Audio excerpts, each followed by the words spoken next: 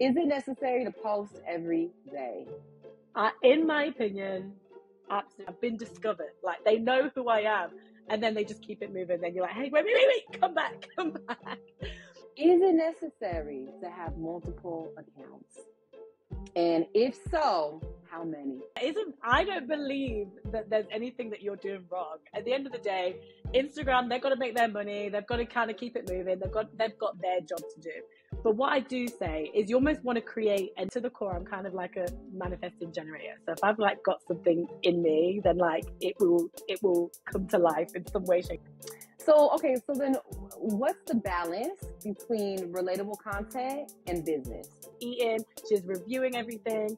And, that kind of brand is going to get a lot of engagement. It makes me think of relatable content. Is that kind of the queen or the king of social media content? They're different strategies for posting, and I personalize the strategies for each client. And anyone that tells you that there's like, this is the way to go viral consistently, they are lying to you. I feel like the biggest transformational was kind of realizing that I am the queen of the pivot. Hey y'all, welcome back to Transformation to Expansion. My name is LaJoie, and we have a very special guest today. Her name is Sherilyn. So please welcome her to the show, okay? She is a social media content and confidence coach who specializes in supporting women to dig deep and grow through developing a personal brand or elevating their business using social media marketing. Her passion for helping women with confidence stems from her own personal experiences and empowers her with the mission to inspire women to step out of their comfort zones to achieve the things that they desire most. Also, she is a self-confessed travel addict and embraces travel as a way to learn and experience different cultures and encourages others to do the same on hosted trips all around the world. Please welcome Sherilyn to the show. Hi, Sherilyn. How are you doing today? Hi. Oh, thank you so much for having me. I am so excited for this.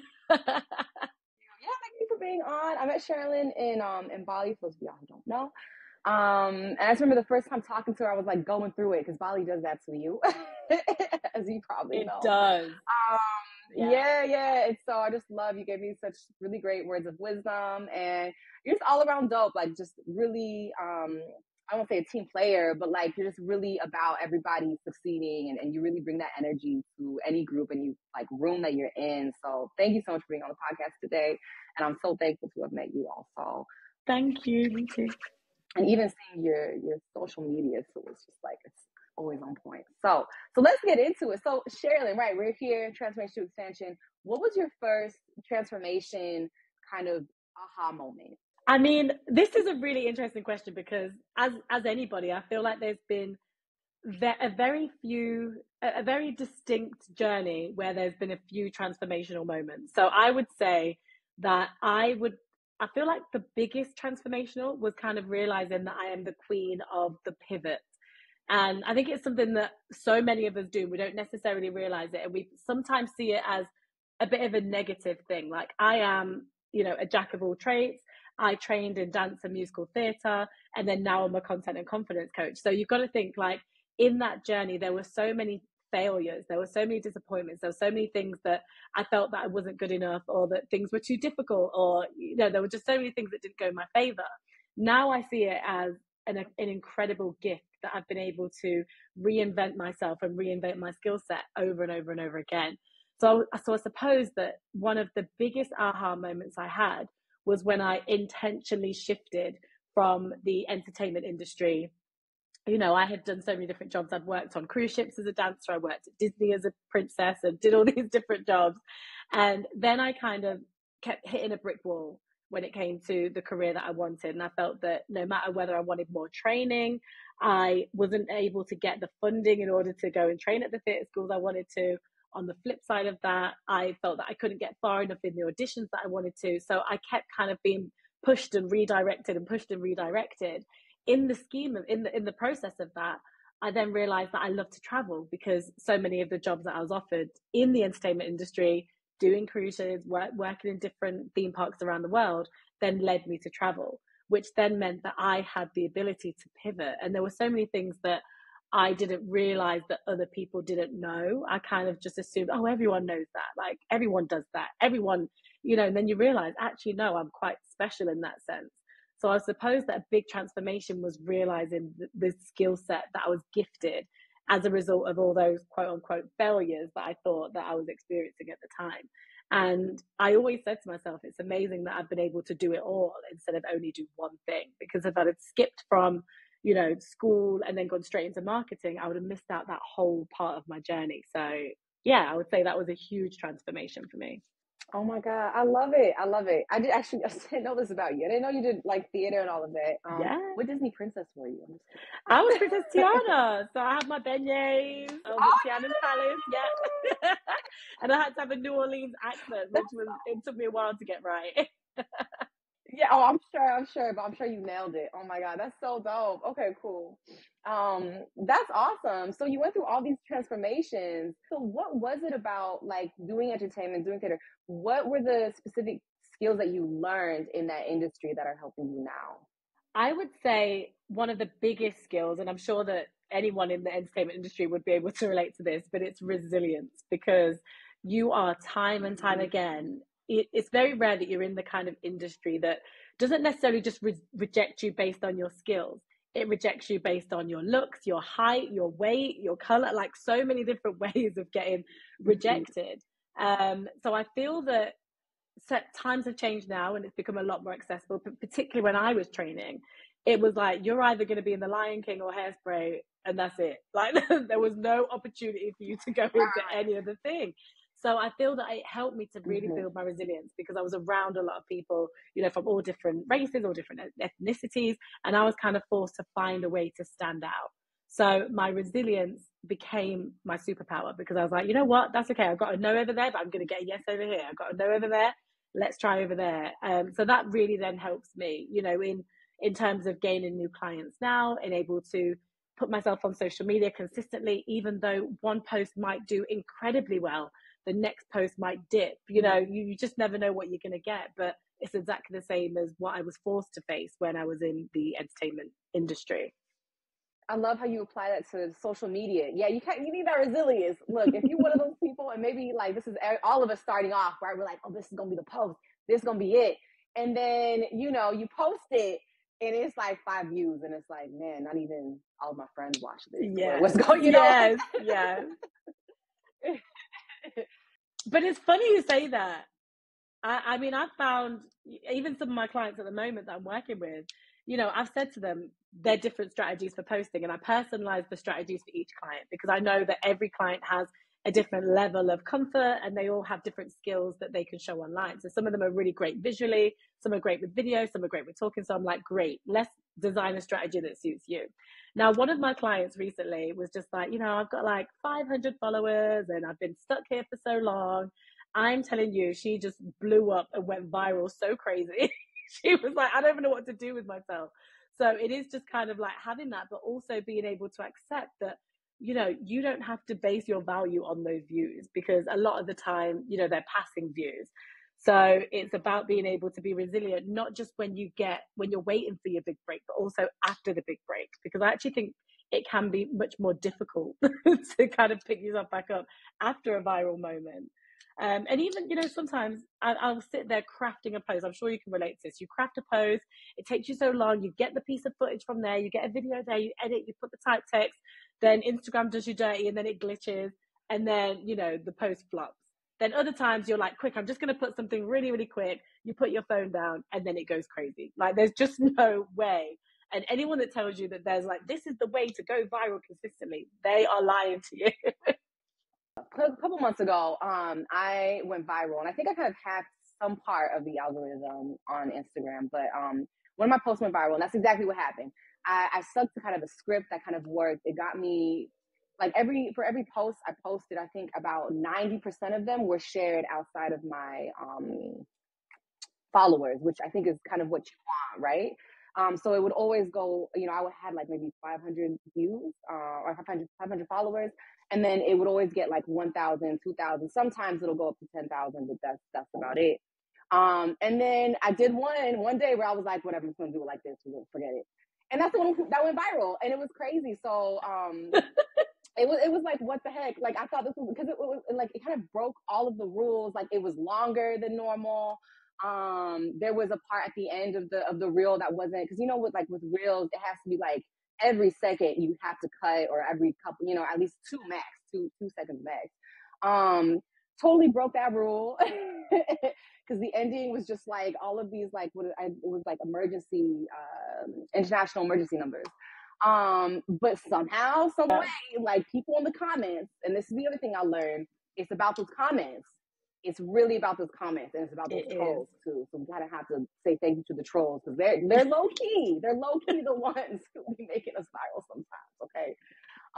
But yeah, just the comments were crazy. And it was cool for me because I'm a traveler also. So I was reaching people in Germany, in I don't know, Singapore, just all over the world. It was a really cool opportunity for me to expose myself to the world. But the funny part about that was, I think I capped it at like 2,000 followers, and I was like, it was one of those ones where I was like, oh, I'm gonna go viral, get all these followers, and that's not what happened at all. So can we, like, let's break that down real quick for other people, because I'm sure there's other people who experience this also, right? They have that one thing that goes viral, and they think it's gonna be this whole, like, this is it, I'm famous, like, this is the money's gonna come in, and then it doesn't, and it's like, what? Yeah. What and here's the thing, I don't believe that there's anything that you're doing wrong. At the end of the day, Instagram, they've got to make their money, they've got to kind of keep it moving, they've got their job to do. But what I do say is, you almost want to create a... This farm isn't just any farm. It grows for Juice Plus. Juice Plus is farm-to-capsule nutrition made from 30 different non-GMO fruits, vegetables, and berries. Harvested at peak goodness to make nutrient-rich plant powders in convenient capsules. Clinically proven for over 20 years to support your wellness. And makes it easy to help bridge the gap between what you should eat and do eat. Fruits and vegetables are always on the table with Juice Plus. Juice Plus. Goodness is our natural state. A net. So your net, it's like when you go fishing, right? You throw your net out, and then you're kind of creating the content, and your content in your net, and all your hope is just to catch the fish. Some days you're going to get loads of fish, other days it's going to be a drought, like nothing's going to happen. But you've got to just create the opportunity for the potential, to come in. And something that I found really important, or that really kind of made me laugh when you were saying about that whole experience, is that when we're building, like when we see this audience come through, we get really, really excited, because we're like, oh my gosh, all these people finally have been discovered. Like, they know who I am. And then they just keep it moving. Then you're like, hey, wait, come back. And something that I always say is, it takes time to get there, but there's a difference between an audience and a community. An audience, and I think that this is where people go wrong with social media a lot of the time, is because we're kind of working on building our audience, right? We're like, I want more people to see it, I want more people to see, I want more people to see, you want to grow the audience, get more people looking. But then, at the end of the day, we have to accept we are not Beyonce, we are not Kim K, we are not people that could just post and ghost and kind of, leave people to kind of watch all of our content and hang on at the end of the hook. Obviously, there's going to be things like when I've done group trips, for example, and I've been hosting a group that's been going around Zanzibar, I know that people are looking, because it's like, oh, there's something exciting. And then you've got this theme that's going through your content. That's when you're going to get your fans. But for the most part, it's an audience, not necessarily a community.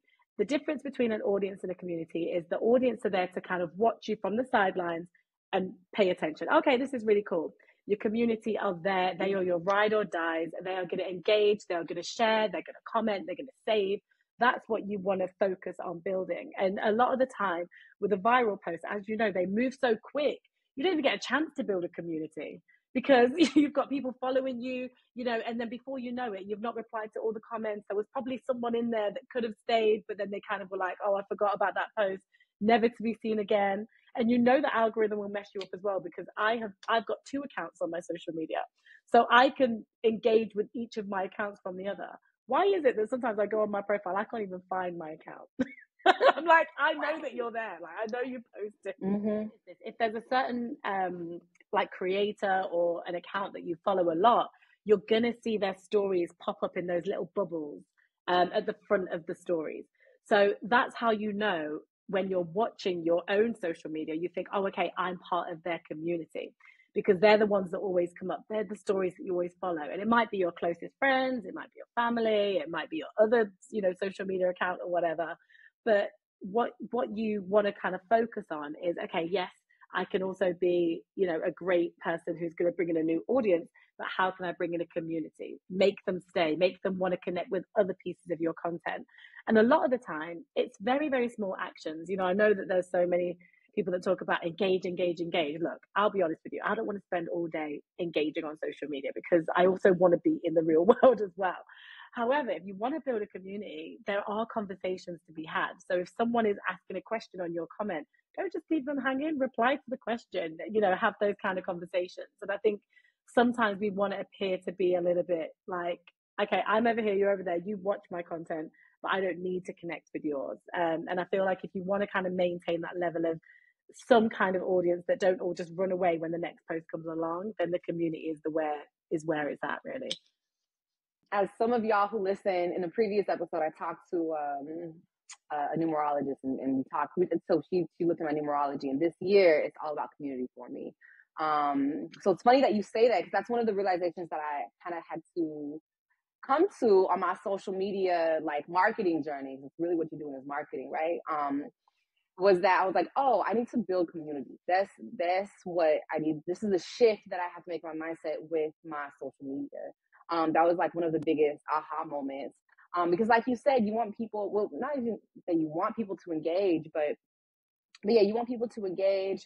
But, I think one of the biggest lessons we learned from COVID was that, we as human beings, we need community, and sometimes the only community we have is on our phones or online. And so really building that, it's really beautiful, because you build this opportunity for people to connect with people that otherwise they probably wouldn't even meet, right? It's like people from all over the world that really align with your values or something that you really love. And so you're really kind of this catalyst to connect people, which is really powerful. But I think it's one of those key takeaways and key things that people kind of get wrong about social media, is that it's we have to kind of think back to the earlier days. Like, why did we use MySpace, right? We used MySpace because we wanted to, hit up our friends when we couldn't, right? Why did we sign up for Facebook? Oh, it was because, it was for community. It was for building the community. So that's one of the things that I think a lot of people, even in me too, like, I got wrong about social media, was that it's not really about going viral and being this influencer. It's about building community. I always say to my clients, the clue is in the title. And I think we forget that a lot of the time. You've got social media. It's not just called media. Media is what we grew up watching, where we would be behind the screen, we'd watch TV. On the TV, we're disconnected. There's a barrier that we can't get through. The reason that we've got social media is because we have the opportunity to break that fourth wall and create much more of a social interaction. So I think sometimes we get so far away from the social media element, and we just focus on the media. So when you need that reminder, just think, okay, social, what can I do today to be more social with my audience? And then that will give you the clues on what you can do. Oh, I love that. Okay, cool. Thank you for the gem. Okay, Sherilyn dropping gems today. I love it. So I wanted to ask, what are some of the top things that people get wrong about social media? So we say the social part, obviously. Of course. And, there's so many different ways that people use social media. So, of course, I have a very specific way in which I use it, and also my clients use it. If you have a business on social media, I feel like it's used in a different way to as you would use it if you were potentially going to be looking for brand deals and partnerships. So I'm going to focus mainly on the business element, because it's two different ways of using social media. Mm-hmm. Of course, when you're building a business, your goal is for people to go through your social media journey, go through your funnel and click buy or sign up, or, something on your website or something on your links. If you're doing a brand partnership, your goal is to get more volume of people, community, more people engaging, more people asking questions, sharing, that kind of thing. Now, of course, there is opportunity for both to cross over, and you want a little bit of both, but it's really important to know that there is a different goal in both of these areas. So if you've got a business And I normally can tell within the first 5 minutes of going on someone's social media profile, if they're like, oh, I'm just not getting the results that I want, something's not happening, I can usually sniff it out very, very quickly. And what I mean by that is it's all about optimizing your profile. So I know that we all know how to use social media. If we want to find out information, we could probably find out how to use it. But there are people who I literally go onto their profile and I think, how the hell am I supposed to purchase this product? How am I supposed to buy this thing? Because all I'm seeing is this disjointed connection. You almost have to treat social media and the promotional side of social media as if your like elderly grandparents are using it. You have to make it so easy, and you have to limit the amount of clicks that they have to do to get to the end goal. So you know how you've got link in bio, for example, on Instagram. If you're using your link in bio, there should be multiple links within that. And what I mean by that is, don't just let people land on your website and then find their way around the website, because they're going to probably land on the homepage. From the homepage, they're then going to need to click through, resources, freebies, book a call, and then it's going to redirect you, 6 or 7 times before they can actually purchase the thing you want them to purchase. So what you want to do is break those links up. And you want to break it down into maybe like 4 or 5 different points that you want them to go to. The website should probably be at the bottom, because there's going to be something you want them to do as the instant action. Instant action might be join up for the newsletter. It might be download this freebie, which is then going to move them through to your email automation. It might be buy this product today while it's hot. It might be this is a sale that I've got on today. So there are different ways that you can use that. Of course, you might have heard of Linktree. That will help you to split those links up. On Instagram, you can also go directly now. They've also got multiple links that you can include. But you just want to name these links and be like, sign up today, buy this now. And at the end of all of your posts, or, if you've got a launch happening or anything like that, you need to tell people the action they need to do. Don't just be like, oh, buy my, latest phone case that I'm releasing today. You need to say, click on this. This is the name of the phone case. This is what you need to do. So something that I have also noticed, and that this kind of leads me to that point, is that people are a little bit shy and quite concerned about appearing like they are constantly saying the same thing over and over again. And I'm here to tell you that when it comes to social media marketing, your job is to repeat the same message over and over again in a million different ways. It's the same thing. McDonald's are never going to stop selling burgers. McDonald's have been promoting McDonald's have been promoting burgers for decades and decades and decades, and we will still watch the advert. We will still watch it because it's what they do. I know that when it's our own product and our own service, we don't want to be that annoying person. We don't want to be the annoying one. But guess what? The unfollow button is there. If someone really cannot stand to see you promote your incredible side business, then that's on them.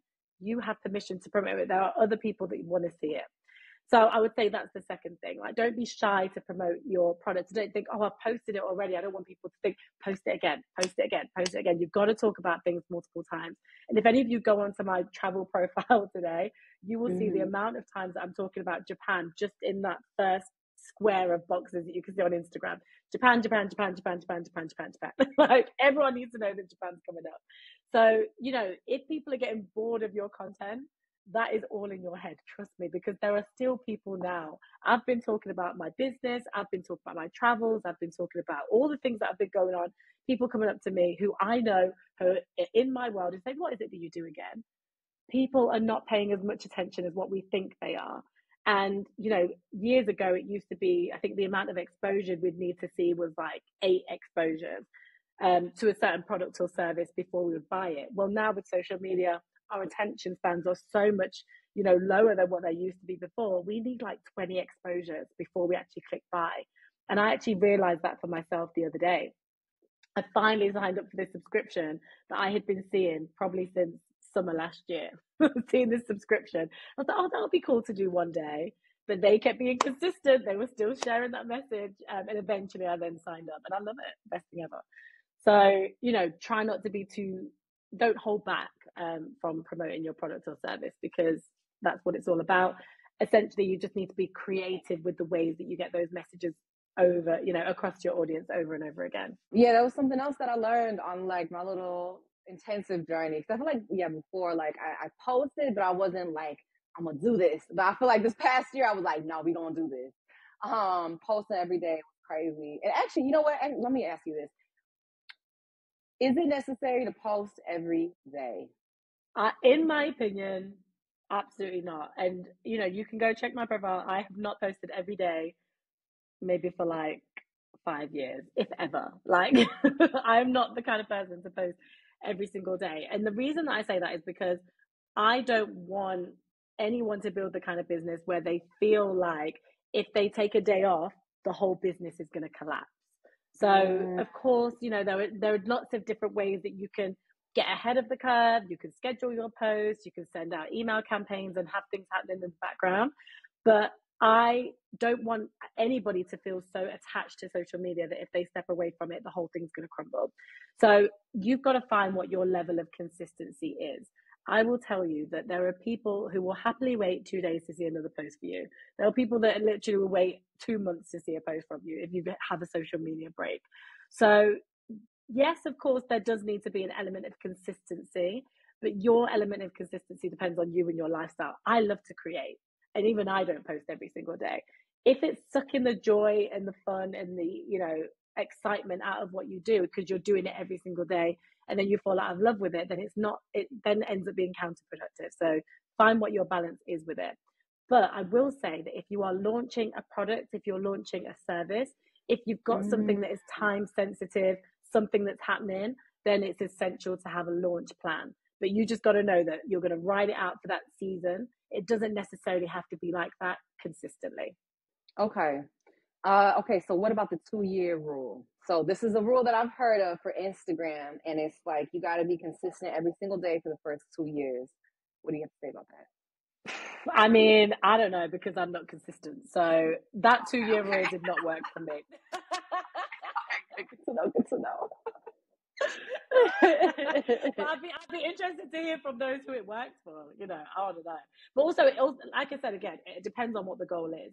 If your goal is to be an influencer and significantly grow your profile so that your numbers are in the 100,000s, right? 200,000, 300,000, then there's going to be a very different set of rules for that person.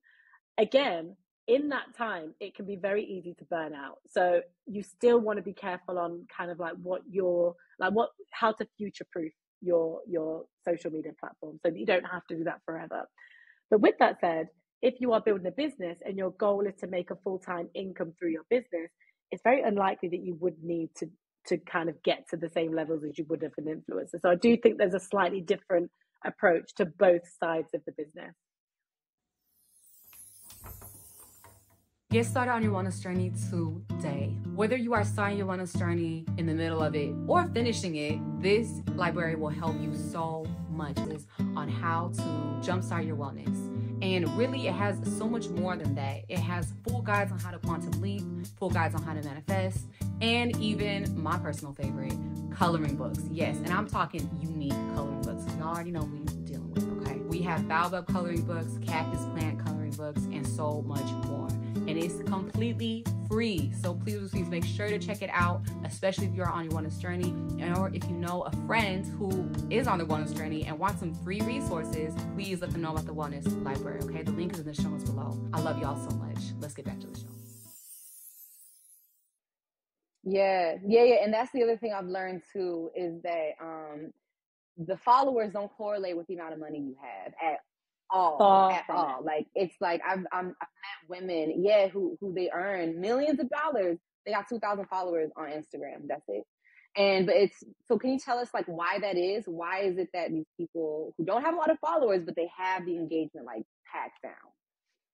Well, there's a few different reasons for this. So I'm going to talk about this from the business perspective, and then I'm going to talk about it from the influencer perspective. So first of all, the business perspective essentially is that if you have a business, you probably don't need as many clients as you think you need. So if you want to make $2,000 using social media, then you would just break down the services that you have into, okay, how many clients would I need per month? Probably need 3 or 4 clients per month to get to that $2,000 mark. So then that you can get there a lot quicker. So then that means you don't necessarily need hundreds of thousands of followers. if your goal is to kind of funnel and get 4 new clients each month, for example. So when you have a business that people can click through to and purchase, it's a very different ball game. Now, from the influencer perspective, as you were saying, there are people that are making a lot of money. One is because there's been a little bit of a shift in the way the algorithm works, and people are clearly understanding that just because you've got 2 million followers or just because you've got 300,000 followers, the engagement sometimes isn't there. You've got to think about the history of social media and how it was used before. It was all about the follower count. No one really cared about engagement, and then it's flipped because now we're focused on community. So there were a lot of bot accounts that got cleared out, a lot of those kind of like spammy accounts that got cleared out. So if it was only based on engagement, then of course everyone would have bots, but it's not. We want high quality engagement. So that leads me to the other point I was going to make, which is, you could be a foodie influencer who has a high quality of engagement because you're communicating with people in a specific niche. You might be like, I don't know, the Burger Queen of Atlanta, for example. Everyone knows what they are coming to your account for. Right. That's funny. Yeah, you know what I'm saying? And already, I know there's some of you that are listening that are like, oh, okay, you can already visualize what that brand is, right? Burger Queen of Atlanta. She's a big personality. She goes out there. She goes to all the different burger joints and she is eating. She's reviewing everything. And, that kind of brand is going to get a lot of engagement, more than likely, if it's the right person. And then with that engagement, 9 times out of 10, the people that are engaging with that type of content, they can purchase a burger in that local area. They're going to be people from Atlanta. They're going to be people that like burgers. Chances are that if they've got a discount code, connected to their affiliation, that she's going to do very, very well. So they're the things that you need to think about when you're building a brand. It isn't necessarily about, the wider pool. If I'm the Burger Queen of Atlanta, I don't necessarily need 5 million followers. I just need people in Atlanta to know who I am, for the burger people to be inviting me down there, to get my discount codes, my affiliate links, and build the local community. And, there's so many different ways. She could do meetups, she could do pop-ups, she could do grill events, she could be, some kind of on the panels of all the grill competitions that are going on, all sorts of things. But that's where the community element comes in. And then that's how you grow your brand in terms of engagement. Okay, cool. So I'm laughing because it's like, if I was a burger community, like, hey, burger community, like, let's go. This is what I'm saying. It makes it so much more exciting. I would watch her. By the way, if someone hasn't already done this idea, go for it. I'm down. I'm there. Yeah. So okay. So let's get into this actually. So you're talking about niching down. That's something I have to say. It's a struggle for me. It's a struggle for me as somebody who has so many, like you, has so many interests, has so many aspects of themselves that they want to share. And then there's other aspects of myself that I'm like, no, the world needs to, it's like the world needs to see. So coming from that perspective, how do you get somebody to niche down? Because I feel like that is a feat within itself. Okay. It's a struggle, and I feel like it's something that feels extremely unnatural.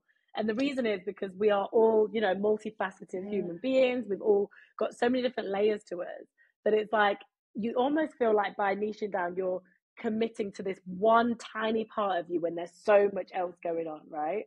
And as part of what I teach within my clients, I always feel that having a personal brand with a few little buckets underneath that personal brand makes it much more accessible. So I don't believe in like picking one niche and sticking to it, which is what I see, a lot on social media.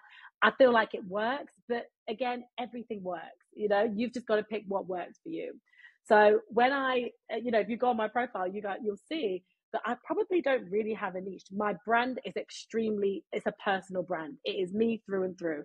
I'm talking about roller skating. I'm talking about house renovations. I'm talking about dancing. I'm talking about painting, my doll's house, all this kind of stuff. But I would say that is part of my niche. So then when I took a step back, I was like, you know what? I just have loads of different hobbies. I love writing, I love reading, I love doing all these different things. So I then called myself like the hobby obsessed queen, right? Because it's like, and that says so much about who you are as a person as well. But within that, you can clearly see that I love to create content, and that is the number one. So not only am I running a content business, I actively create all different types of content for fun and enjoyment. But then underneath that, I've got my confidence element. So for those of you that don't know, my business, my actual content business is called The Confidence Cake, which is very like, unusual for a content brand, because a lot of them would be called like the marketing mouthpiece, the content this, whatever. But with me, I feel like I could give you all the content tools in the world, but they're going to be really difficult to apply unless you have the confidence to do it. So I'm much more about you exercising your muscle and confidence, practicing things, getting really comfortable with it. We've got a nice, safe community where we're always throwing things out there so that you can then go onto social media feeling practiced. So you're not just kind of like going 0 to 100. You've got like a mini community before you go to your wider community. So, confidence is one of the big buckets that are part of my brand, I suppose.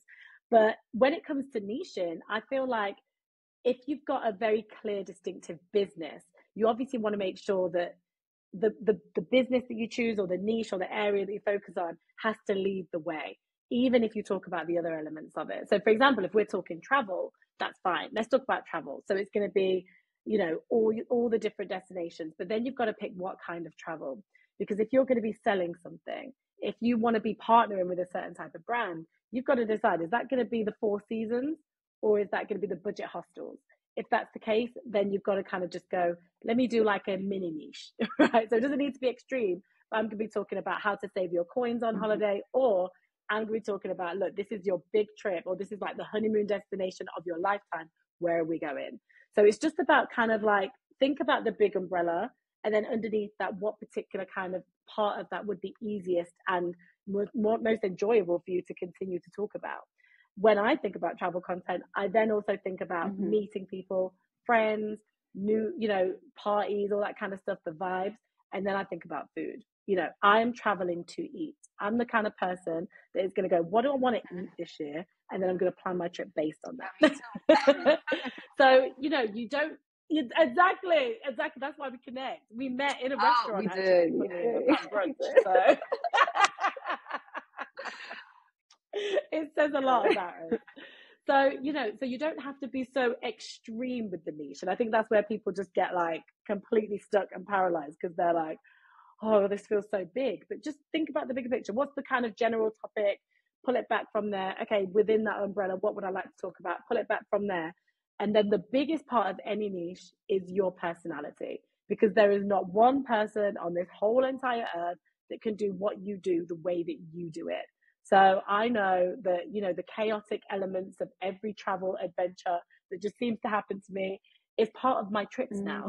I can guarantee that there'll be some chaotic moment at some point on my trip. I don't know what it's going to be. The last time when we were in Zanzibar, one of the girls got a bit sick. She had like her eye swole up one day. So I was like, okay, don't worry, we're going to get a doctor. Get the doctor. The doctor got arrested on the way to come and visit. It's like, this, like, where do these, like, how do these things happen? Like, I don't understand. Right. She made it eventually, but she had to pay off the police to come to the eye, to come and check my friend's eye. Like, it's just crazy. But there are travel people, and there are influencers, and there are creators who just wouldn't talk about that, because they're like, oh no, I don't want people to think like, anything of this destination, or I don't want people to think like, that they're not in safe hands or whatever. I talk about it. I'm going to tell you, look guys, this is the chaos that happened. You won't believe it. And then that becomes part of my brand. And then it also, very smart move, it means that when people come on my trips and then something goes wrong, they're kind of prepared for it. They're kind of like, oh, it's fine. Like, they're chill. No one's freaking out, because they know that along with travel, there's going to be things that go wrong, because I also talk about it. So, you get to decide what you want to incorporate into your niche. And a lot of the times it's the things that we probably are embarrassed of or ashamed of. I always think that, say it with your chest. For example, I recently did a post that, I was talking about what I wear on my trip. So I was saying, going on all these amazing trips, Bali, Greece, all these incredible destinations, but you better believe that I'm wearing my clothes from Primark and from Shein. I'm not about the Louis Vuitton life. I'm not about the Gucci, because if that's going to mean I can't travel, I know which way around I'd rather do this. Period. Like, yes. Exactly. I don't have my nails done, all those kind of things. And then you find your little community. Of course, there are going to be people that are like, oh no, that's not for me. I much would rather buy high quality items that are going to last, that's great, that's fine. But it's okay for you to kind of be unconventional within your brand. You know, I think that that's actually what helps you stand out more than other people. Yeah, I love that. Yeah, so back when I was doing like travel coaching, that was kind of my thing. I expressed, hey, I've been through it. Like, you know, I got Yeah. robbed in Colombia. So I was like, I'm an expert at safety Yes. because I've been through Yes. it, and not many people can say that, you know. Yes. So it's just like it's an important thing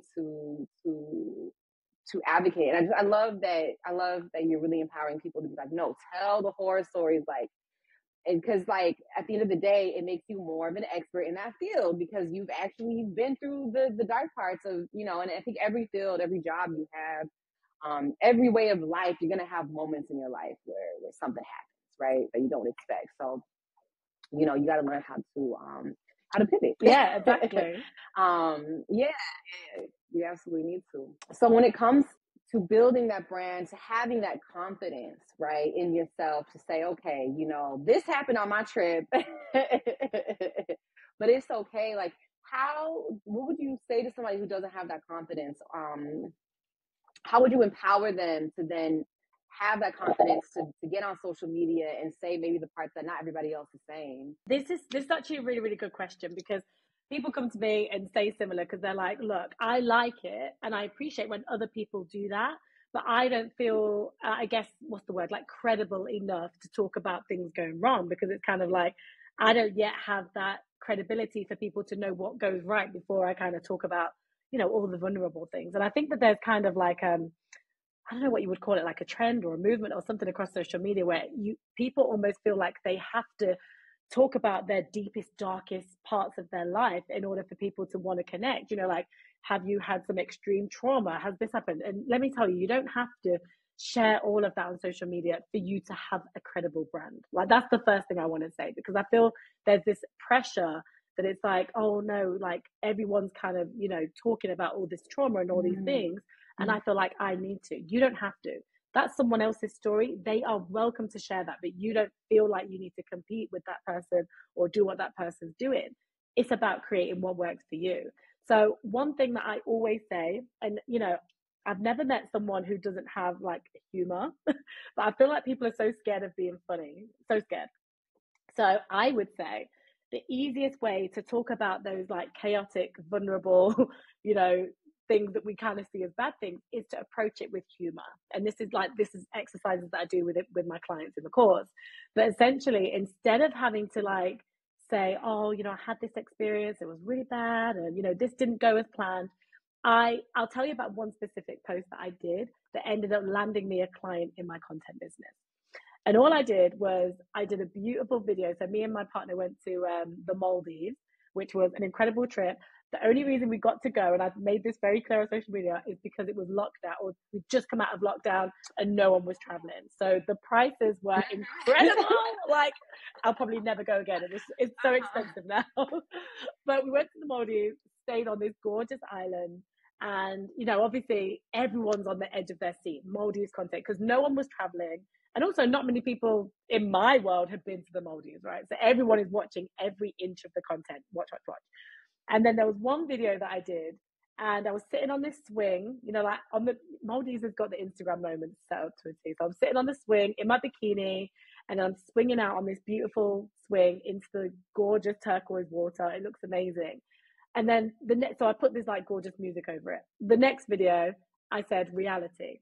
And then all you could hear is this swing creaking. It was like, it was so loud. Because they needed to oil, that swing needed oiling or something. I don't know. But it was just the funny thing of like smiling and looking all cute on Instagram and then like letting the sound be put on. And she was just like, I love this humor because not a lot of people, you know, no one was ever going to know. No one was ever going to know that it wasn't that gorgeous Maldives moment. But I wanted to share it. I just wanted to tell them. But I did it with comedy. I didn't have to say anything. I didn't have to pour my heart out or anything. I literally just did with, you know, without sound, with sound, you guys, this is the reality. And that's sometimes enough to break. Yeah. And that's sometimes enough to just break that fourth wall and break the ice with your audience. love You know, that. as I was saying before, it's not necessarily, you don't want to kind of keep you over here and keep your audience there. But in order to bring the wall down, it doesn't have to be like, okay, now, you know, I'm going to break down and cry. It can just sometimes be, this is funny. Like, why did no one tell me this? I love that. Yeah. I mean, I love, yeah, breaking the fourth wall. I think that's like, I love doing that because, you know, through my travels, especially if you travel in Latin America, it seems like everybody wants to be an influencer. I'm talking like the grandmas, you know, like everybody's like finding the right angle, finding a little Instagram moment. And it's just so funny to see. It's just, the world we live in now is it's just so different. It's so different from like 10 years ago. It is like it's crazy. It's crazy. Everybody has their phones out, we're taking pictures. But I wanted to ask. So when people have like these moments, these Instagram moments, expectation versus reality, right? It makes me think of relatable content. Is that kind of the queen or the king of social media content? Okay, cool. Can we like talk about that real quick? Because I've started to like come across this and I'm like, I think maybe I'm doing something wrong. Maybe I should do relatable content. Like, so what's like the thing about that? So you've got to think, right? You know, like, just take, and I want everyone to do this, right? But just take a step back and think about the kind of content that you will share with your friend or you will tag them in. Because I know my DMs be popping. Like, there's content that I'm just like sending to my friends. And sometimes it's inappropriate as well, you know. Just like, you got to look at it, you got to look at it, you got to look at it. It's the best. But why are we sharing it? And that's what you want to try and do. And it's for different reasons. Sometimes it's just because it's a cute place to go, sometimes whatever. But for the most part, it's exactly what you said. It's relatable. It's the kind of scenario, it's the kind of situation that lots of people are going to find themselves in. It's the kind of awkward moments that we've all experienced. There's even a guy on TikTok who his whole account is just basically videos of awkward scenarios. And they are just, there's nothing even happening in these scenarios, but they are so relatable to the core. And to the point that his audience are like, how have you experienced every single thing that I've experienced in my life?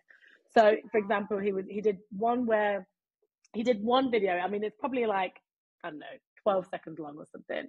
And it was like standing in the line for Subway, but not knowing what you want yet, right? So he's there, he doesn't know what he wants. And it's that awkward moment where like everyone's at the counter waiting for you to come over. And then you're like panicking because you're like, oh no, I'm not ready yet, right? 12 seconds. Everyone has experienced that where you're like, oh no, I'm feeling under pressure. Everyone's looking at me. So the reason that it's funny, the reason that it's viral, the reason that it's, you know, comedy content is because we've all been in that situation. And of course that relates to anything. We've all been in so many different situations, you know, where I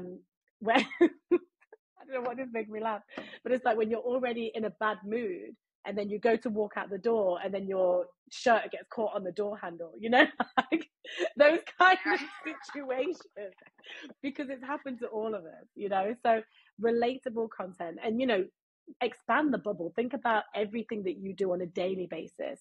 It might feel boring, monotonous, and, you know, ridiculous to you in the moment, but the fact that you're kind of in that moment is more than likely other people are going to be in that situation. You know, work from home situation, how you think work from home is going to look, you know, all glamorous, all dressed up in your nice cute outfit, but then you're just sat in your onesie like this, you know, watching Netflix in the background. Like, that's the reality. It's something that all of us can relate to. So yes, 100% relatable content. And then just think about ways that you can make that funny. I feel like when you're doing it yourself, you might not see the funny side, because life, you know, when we're just living it, we're sitting there laughing all day at ourselves. Like, this is amazing, you know, we don't do that. So sometimes it takes a second party, you know, to kind of come in and go, oh, this is actually a really cool idea that you could do, or this is a really good take on this. Something I did recently, and I'm gonna, you know, there's gonna be a series on this, so stay tuned, is I have personified all of the different social media platforms. So I've just said POV, if social media platforms were people. And then I've got a Facebook character who is like a millennial, like, you know, trying to figure out all the different things. You've got an Instagram character, you've got the TikTok one who's like a Gen Z, and, you know, all these different things. And it's like, that is funny because it's relatable. We all can imagine what Facebook would be like as a person, or like what that majority of the Facebook generation are like versus TikTok, you know? So take a step back, see if you can maybe get someone else's input, you know, a community or something to kind of help you come up with some ideas, but then go all guns blazing with the relatable content because it works. I love that. Thank you. Yeah. I love the idea too, personifying. Yeah, there's different social media content. I think that's hilarious. Um, so then what's the balance between relatable content and business, right? Because I mean, I don't know. Have you had anybody who's just done relatable content and then their business blew up? Like, or is there some kind of balance that needs to be had? I think that there's a balance of both. And I do feel like, you know, you can still do both even within the same piece of content.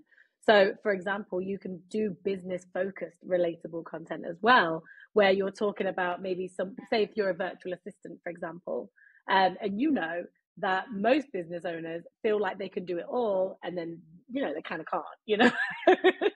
So your relatable comedy content would essentially be you know, typing out your content and then filming something in the background and then trying to go and do, you know, posting out flyers and leaflet, you know, you trying to do it all.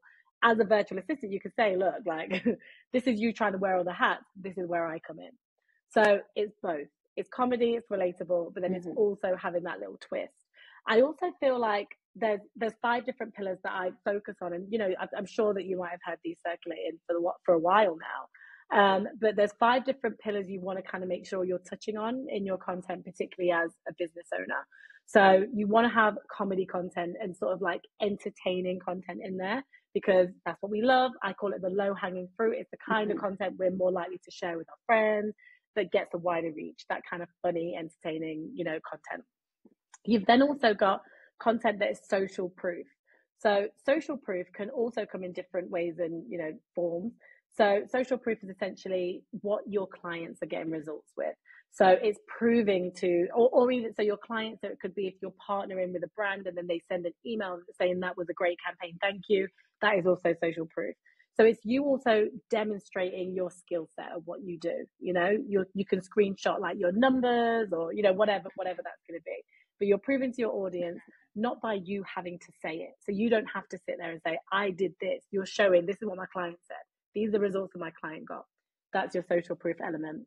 Inspirational content will always be up there, no matter what it is that you do. So inspirational is anything that's transformational, as we're talking about in here.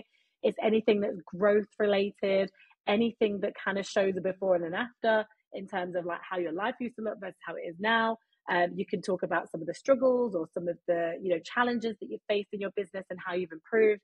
You could talk about how you used to be at your job now and before versus you are now. And this is so funny for me because, you know, like when I used to think I was really good, you know, and I'm sure that this will change. You know, I was like, yeah, I know what I'm doing. I look back at my own content and I'm like, ew. And if you don't do that about your own content, then it means you're probably not growing, you're not moving forward. You know, there's always growth. We're constantly growing. So you want to talk about inspirational content. You also want to do something that prompts someone to take an action. So an action would be download this freebie, comment below, message me, anything where you're taking them out of that piece of content. And, you know, you're not just saying keep scrolling, you're saying do something. Stop for a moment, take a breath. You know, whatever it is, you might be, you know, someone that's into meditation. You might be like, I'm just going to stop you right here. Take 5 minutes, take a breath, and then carry on. Something where your audience are doing something that takes an action. And of course, that's going to be like, you know, could be any kind of call to action as well. Like download this, sign up for this, message me, DM me, email me, whatever. So you want to make sure that you're kind of cycling all of those and finding different ways to communicate with your audience in all of these different ways. And I always say to my clients, you know, that you could actually have one piece of content that has all of those different buckets coming off it. So you could be talking about the fact that you used to work in Target and then now you run your own business, right? So you could just talk about the before and the after. But that can be something that ends up being inspiring. It's something that's inspiring people like, oh, hey, I work in Target. I could probably have my own business too. That's like, you know, that experience. It could also be something that's funny. it could be like, you know, now I really miss my Target discount, you know, how I thought that it was going to be versus how it really is. You Right. know, now I don't get all the deals that come in or whatever. It could also be something that's educational, where you're kind of teaching about the how to, you know, how to kind of start your side business at the same time as working full time. This is how I used to structure my day. So it's just finding different ways to say the exact same message over and over and over again. And that's essentially what effective content creation is. I mean, but it's a lot. It's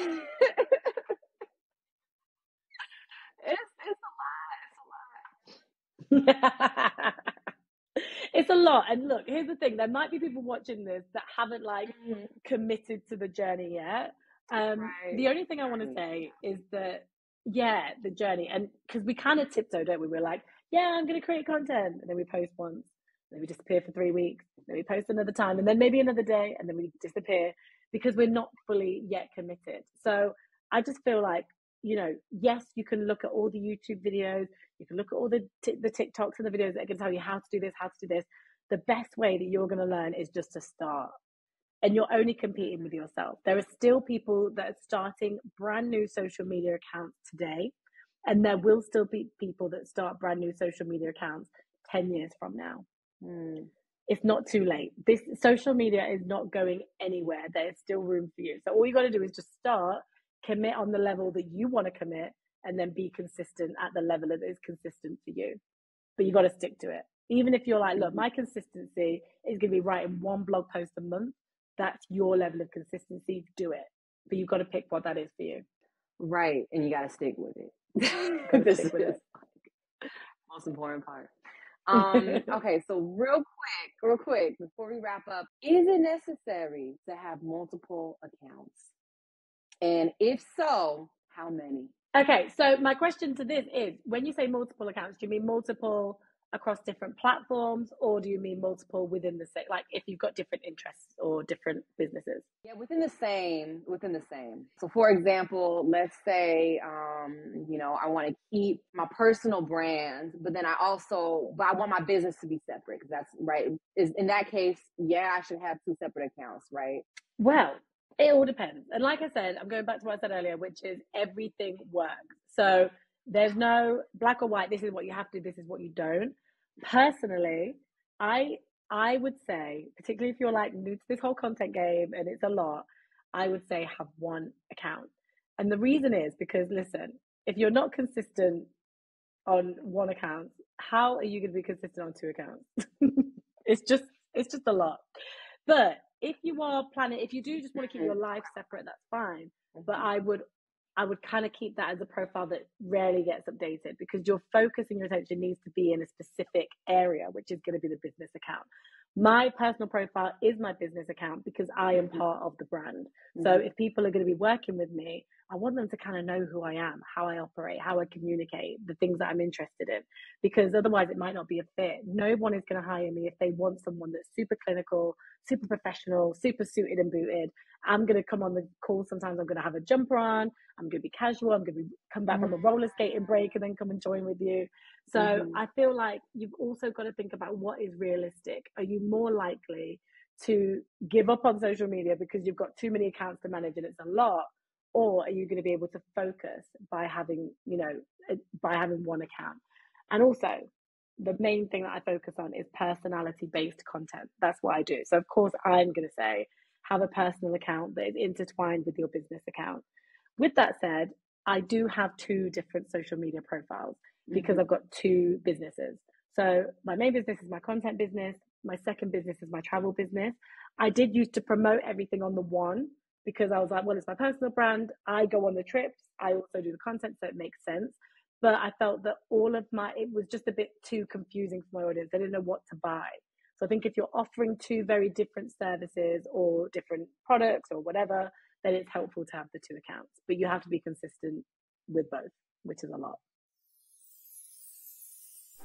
I know today's guest has you filled with questions, but don't worry. You're going to have a chance to sit in this seat. On June 20th, 2024 at 7 p.m. Eastern Standard Time, we're going to have our first live Q&A where you get to ask the questions to a previous guest. Make sure to click on the notification bell, subscribe to the YouTube channel so y'all can be the first to know, because it's going to be first come, first serve, okay? I'll see y'all there. Peace. And I love that you focus on personality. I love that. I absolutely love that, because it gets rid of this, like, the monotony of social media. You know, like I like, it's something I really don't like. It's something that I've never aligned with. Just seeing everybody wear the same things, seeing everybody do the same. You know, like I don't know how to explain it, but it's never sat right with me. Well, I was just going to say on that there's the new trend at the moment, which is like faceless social media accounts, and like, you know, how to make money with your social media, faceless social media account. I am so against faceless social media accounts. I'm not saying you have to be as personal brand as I am, but I think if everyone has a social media account, then like, where's the social? It's just media again. It's just media. So, you know, I do also think that, like you said, like if you want to break away from what everyone's doing, you know, if social media faceless accounts are trending, you will always be trending. Your personality will always be trending. So use that to your advantage. Okay. I didn't know they were trending. That's crazy too, because a couple years ago, I was like, I want to do a not really like faceless account. I think it was more of like, you know, those YouTube videos where the people don't show their face, but they still show their personality, right? It's different. They'll show like, oh, this is how I cook, and it's like they have these like really specific, like, yeah. Well, there's something happening. Exactly. Yeah, it's not necessarily like the faceless accounts like now, which is a little bit different. But anyway, but yeah, I love that. I love that because I mean that's part of me. I'm a very unique person, and I really want to empower more people to be unique and to be themselves and to express themselves, like truly express themselves. And so I love that that you do that as a coach too, because I think that's super important. I think a lot of other people who might be doing the same thing, they will say, okay, do it this way, and then have these kind of posts, and then make sure that, you know, like your Instagram has an aesthetic to it, which I'm still kind of like for, but like also against, because it's such a pain to have that, like, you know, everything has to be the same color and like same color scheme, like. Yeah, well, with the you know, the post of like having everything aesthetic, I used to do that. So I actually did a post the other day that said I used to have a black and white social media profile, which is crazy because like I'm so colorful. Like I was like, what was I doing? But you know, again, we talk about these things because we've experienced them. And I noticed that because I used to have like a quote on one column, then I'd have a video on another, then I'd have an image on the other, that it would stop me from posting, because if I didn't have a video ready or I didn't have a quote ready, I just wouldn't post. So if it's affecting how you're posting because you're like, oh, I can't post that today, then get rid of that. Get rid of it. You've got to be able to just post and be creative in the moment as well. Yeah, I love that. Yeah, prioritize the consistency. Yeah. This is like something I've heard from other like marketers. Yeah, you want to prioritize the consistency. Yeah. If anything's getting in the way of that, yeah, exactly. Move it to the Let side. it go. And that's what actually empowered me to start my podcast last year, was like somebody told me that, and they're like, no, just forget about the editing, just post. And so that's what I did. I did that for a whole year. So, okay, last but certainly not least, last question I ask all of my guests: what is a way that you see yourself expanding from here? Because you are definitely one of the content queens. And I love your angle for content and social media, but how do you see yourself expanding from here? This is a really interesting question, actually, because I feel like I'm constantly expanding just without necessarily like putting a label on it, I suppose. But the way that I see me expanding kind of in the near future is to use my voice more, to use, you know, to do social media. This is what happens when people run a business online. You obviously build your business, you bring your clients in, and then you're looking after your clients, right?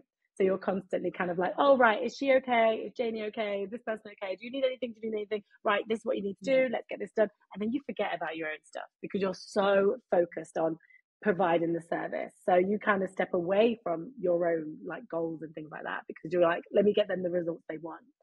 So then I suppose that my priority in social media in terms of like expansion is doing more of what I used to do, which is create, yes, for business, create in order to get more clients, create in order to get more reach, yes, but just create for fun.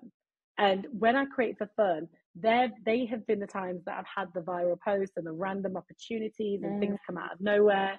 I'll just share this with you, but I had a recent experience, which was so out of left field, right? And I would say that to the core, I'm kind of like a manifesting generator. So if I've like got something in me, then like it will come to life in some way, shape, or form. Very, very sadly, I lost my grandma 2 years ago, and she was my best friend. Like oh my gosh, she was like the most incredible woman.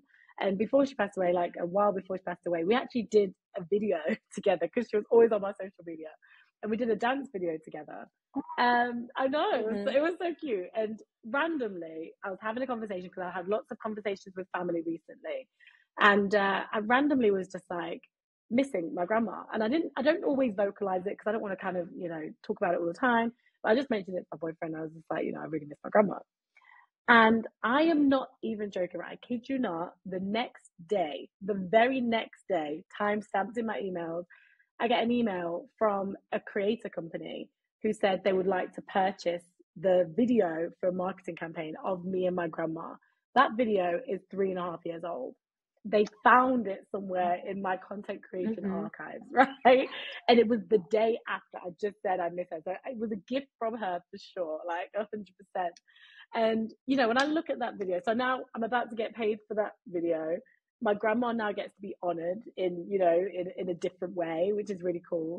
But, most importantly, I created that video just for the fun of it. That was not a marketing campaign. That was not a business post. That was not a structured, strategic thing. It was just, I'm going to post that because I want to post it.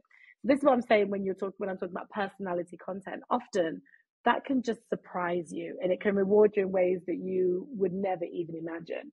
So my goal in terms of expansion is to do more of that, more of just creating and like testing, really pushing myself with my creative boundaries, and doing some more of the comedy things as well, which I also love.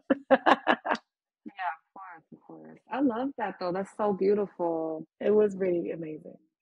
Yeah, it's like a full circle moment. Like that is so beautiful, and I love that whole story. And your grandmother now gets to be honored, and oh my, I love that. I love that.